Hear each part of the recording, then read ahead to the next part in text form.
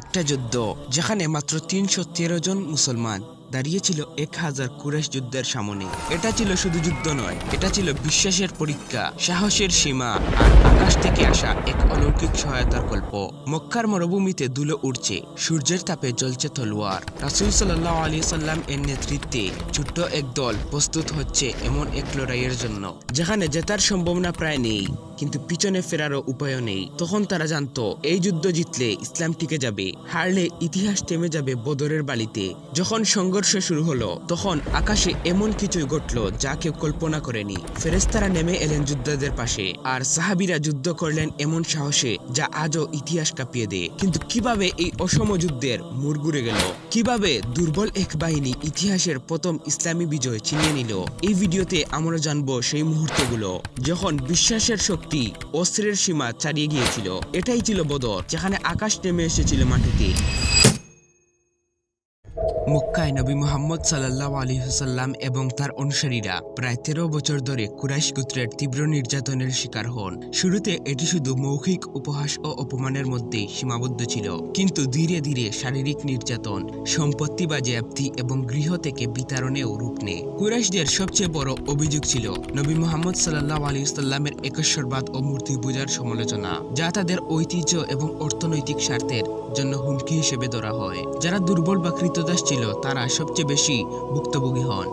উদাহরণস্বরূপ সুমাইয়া বিনতে খুব্বাত ইসলামের প্রথম শহীদ হন, আর বিলাল রাদিয়াল্লাহু তাআলা আনহু ও অমানবিক নির্যাতনের শিকার হন। এই সময় মুসলমানরা শুধু শারীরিক নিপীড়নের শিকার হননি, তাদের অর্থনৈতিক ও সামাজিক জীবনও চরমভাবে ক্ষতিগ্রস্ত হয়। খাদ্যের চরম সংকট এমন পর্যায়ে পৌঁছায় যে এক খেজুর দুভাগ করে খেতে হতো।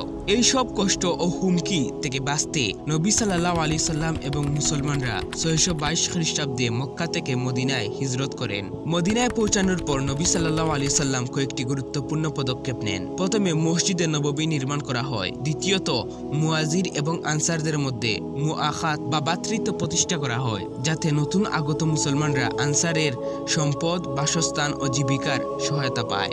তৃতীয়ত, নবী সাল্লাল্লাহু আলাইহি সাল্লাম মদিনা সনদ প্রণয়ন করেন, যা মুসলিম, ইহুদি ও অন্যান্য সম্প্রদায়ের মধ্যে শান্তিপূর্ণ সহাবস্থানের নিশ্চয়তা দেয়। তবুও মুহাজিরদের জীবন সহজ ছিল না। মক্কায় তাদের সব সম্পদ কুরাইশরা বাজেয়াপ্ত করেছে। মদিনার অর্থনীতি মূলত কৃষি নির্ভর, যা বাণিজ্য অভিজ্ঞ মুহাজিরদের জন্য চ্যালেঞ্জ ছিল। ইহুদি বণিকদের একচেটিয়া নিয়ন্ত্রণ অর্থনৈতিক অনিশ্চয়তা আরো বাড়িয়ে দেয়। কুরাইশরা তখন আরবের সবচেয়ে শক্তিশালী বাণিজ্যিক গোষ্ঠী। তারা ভারত মহাসাগর থেকে ভূমধ্য সাগর পর্যন্ত বাণিজ্য নিয়ন্ত্রণ করত।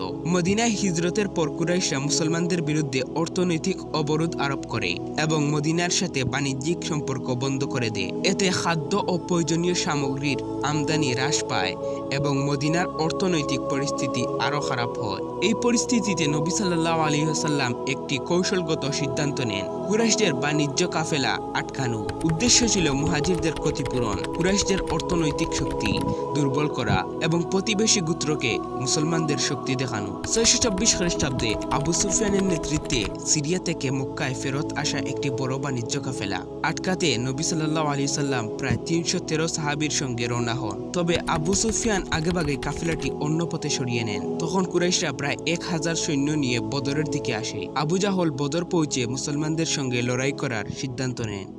মুসলিম বাহিনী ছিল মাত্র ৩১৩ জন। তাদের সম্পদ সীমিত, মাত্র ২টি ঘোড়া, ৭০টি উট এবং অল্প কিছু তলোয়ার ও ঢাল, কিন্তু তাদের মনোবল ছিল অটল। মুহাজির ও আনসারদের এই ছোট্ট বাহিনী ঐক্য ও বিশ্বাসের বন্ধনে দৃঢ়ভাবে একত্রিত ছিল।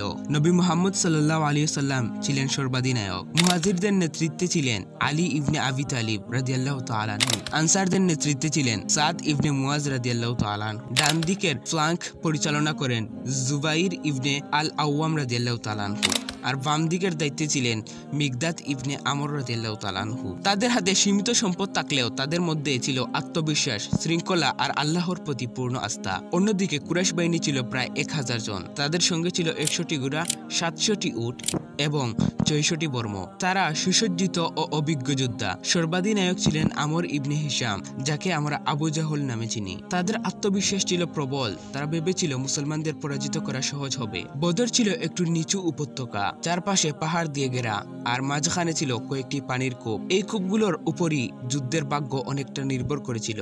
নবী সাল্লাল্লাহু আলাইহি ওয়াসাল্লাম যখন অবস্থান নির্ধারণ করছিলেন, তখন সাহাবী হুবাব ইবনে আল মুনজির পরামর্শ দেন শত্রুর কাছের কূপটি আগে দখল করতে, অন্য সব কূপ বন্ধ করে দিতে এবং সেখানে একটি জলাধার তৈরি করে পানি সংরক্ষণ করতে। নবী সাল্লাল্লাহু আলাইহি সাল্লাম সেই পরামর্শ গ্রহণ করেন। ফলে মুসলমানরা পানির নিয়ন্ত্রণ নেয় আর কুরাইশরা তৃষ্ণায় কষ্ট পেতে থাকে। এই কৌশল যুদ্ধের মোড় ঘুরিয়ে দেয়। এরপর রাতে বৃষ্টি হয়। মুসলমানদের অবস্থান ছিল উঁচু জায়গায়, তাই তাদের ভূমি শক্ত হয়ে যায়, কিন্তু কুরাইশরা নিচু ও কাদাময় জায়গায় আটকে পড়ে। কুরআনে এই ঘটনাকে আল্লাহর অনুগ্রহ বলা হয়েছে। যুদ্ধের মূল পরিকল্পনাকারী ছিলেন নবী মুহাম্মদ সাল্লাল্লাহু আলাইহি সাল্লাম। তিনি সাহাবীদের সঙ্গে পরামর্শ করে সেনাদের কৌশলগতভাবে সাজান। যুদ্ধের শুরুতেই তিনজন সাহাবী হামজা ইবনে আব্দুল মুত্তালিব, আলী ইবনে আবি তালিব এবং উবাইদা ইবনে আল হারিথ রাদিয়াল্লাহু তাআলা আনহু একক যুদ্ধে অসাধারণ বীরত্ব প্রদর্শন করেন। সাদ ইবনে মুআজ রাদিয়াল্লাহু তাআলা আনহু আনসারদের পক্ষ থেকে নবীর প্রতি দৃঢ় আনুগত্য প্রকাশ করেন,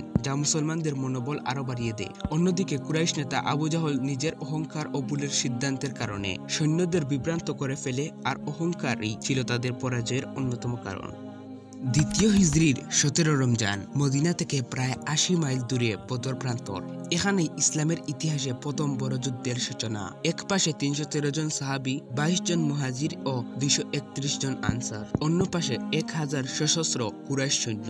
সংখ্যায়, অস্ত্রে, অভিজ্ঞতায় সব দিক থেকে মুসলমানরা ছিল দুর্বল। তবুও এই যুদ্ধে ইতিহাস ঘুরে যায়। শত্রু বাহিনী সামনে দেখে রাসূল সাল্লাল্লাহু আলাইহি সাল্লাম কিবলামুখী হয়ে আল্লাহর কাছে হাত তুললেন। সহিহ হাদিসে আছে, তিনি এত গভীরভাবে দোয়া করেছিলেন যে তার চাদর কাঁধ থেকে পড়ে যায়। তিনি বলেছিলেন, হে আল্লাহ, তুমি যে প্রতিশ্রুতি দিয়েছ তা পূর্ণ করো। যদি আজ এই ক্ষুদ্র দলটি ধ্বংস হয়ে যায়, তাহলে পৃথিবীতে তোমার নাম উচ্চারণ করার মতো কেউ থাকবে না। এই আকুল প্রার্থনার পরই আল্লাহ তার বান্দাদের সান্ত্বনা দিলেন সূরা আনফালের মাধ্যমে। যখন তোমরা তোমাদের প্রতিপালকের কাছে সাহায্য প্রার্থনা করেছিলে, তিনি বললেন, আমি তোমাদের সাহায্য করব 1000 ফেরেশতার মাধ্যমে। আল্লাহর পক্ষ থেকে ঘোষণা এলো, আমি তোমাদের সাথে আছি। ঈমানদারদের মনোবল দৃঢ় করো, আমি কাফিরদের হৃদয়ে বয় ঢেলে দেব। কুরআন ও হাদিসে বর্ণিত আছে, ফেরেশতারা বাস্তবেই এই যুদ্ধে অবতীর্ণ হয়েছিলেন। কেউ কেউ সাহাবী এমনকি তাদের দেখা পাওয়ার কথাও বলেছেন। মুসলিম পণ্ডিতরা বলেন, ফেরেশতাদের পাঠানোর উদ্দেশ্য শুধু যুদ্ধ করা নয়, বরং মুসলমানদের মনোবল বাড়ানো এবং শত্রুর হৃদয়ে ভয় সৃষ্টি করা। সূরা আলে ইমরানে বলা হয়েছে, আল্লাহ প্রথমে 3000 ফেরেশতা পাঠানোর প্রতিশ্রুতি দেন, পরে মুসলমানদের ধৈর্য ও তাকওয়ার কারণে সেই সংখ্যা 5000-এ বাড়ান। এ ছিল এক অলৌকিক সমর্থন, যা বদরের ময়দানে মুসলমানদের আত্মবিশ্বাসকে আরো দৃঢ় করে তোলে। বদর যুদ্ধ শুধু ইমানের লড়াই নয়, ছিল কৌশলেরও এক নিখুঁত উদাহরণ। রাসূল সাল্লাল্লাহু আলাইহি সাল্লাম যুদ্ধক্ষেত্রে অবস্থান নেন এমন জায়গায় যেখানে সূর্যোদয়ের আলো কুরাইশদের চোখে পড়বে, কিন্তু মুসলমানদের নয়। এছাড়াও উঁচু স্থানে নবীজির জন্য একটি তাঁবু তৈরি করা হয়, সেখানে থেকে তিনি পুরো যুদ্ধক্ষেত্র পর্যবেক্ষণ করতে পারতেন।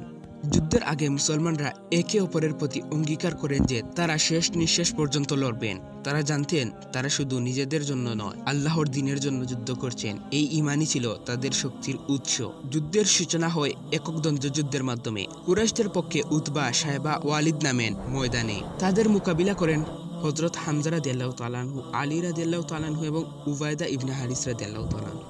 তিনজনই অসাধারণ বীরত্ব দেখিয়ে কুরাইশ নেতাদের পরাস্ত করেন। সেই মুহূর্ত থেকে মুসলিম বাহিনীর মনোবল আকাশ ছুঁয়ে যায়। বদরের ময়দানে এক পর্যায়ে দেখা যায় মুসলমানরা সংখ্যায় কম হলেও তাদের মধ্যে এমন শৃঙ্খলা ও আত্মবিশ্বাস আছে যা কুরাইশদের ভীত করে তুলেছে। আল্লাহর প্রতিশ্রুতি অনুযায়ী কাফিরদের হৃদয়ে ভয় নেমে আসে। তারা বিভ্রান্ত হয়ে পড়ে, একে অপরকে আক্রমণ করতেও শুরু করে। এই সময়ই ঘটে যুদ্ধের সবচেয়ে গুরুত্বপূর্ণ ঘটনা, আবু জাহেলের নিহত হওয়া। দুই তরুণ সাহাবী মুআজ ইবনে আমর ও মুআবিজ ইবনে আমর রাদিয়াল্লাহু তাআলা আনহু তার উপর ঝাঁপিয়ে পড়েন এবং মরণাঘাত করেন। পরে আব্দুল্লাহ ইবনে মাসউদ রাদিয়াল্লাহু তাআলা আনহু তার মস্তক বিচ্ছিন্ন করেন। ইসলামের এই শত্রু নিহত হওয়ার সঙ্গে সঙ্গে কুরাইশ বাহিনীর মনোবল ভেঙে পড়ে। যুদ্ধের শেষ দিকে দেখা যায় মুসলমানদের হাতে কুরাইশদের 70 জন নিহত ও 70 জন বন্দী হয়েছে। নিহতদের মধ্যে ছিল মক্কার বহু প্রভাবশালী নেতা আবু জাহল, উতবা, সায়বা, উমাইয়া ইবনে খালফ, ওয়ালিদ ইবনে উতবা প্রমুখ। মুসলমানদের শহীদ সংখ্যা ছিল 14 জন। আল্লাহ কুরআনে বলেন, আর অবশ্যই আল্লাহ তোমাদেরকে বদরে সাহায্য করেছেন, অথচ তোমরা ছিলে দুর্বল।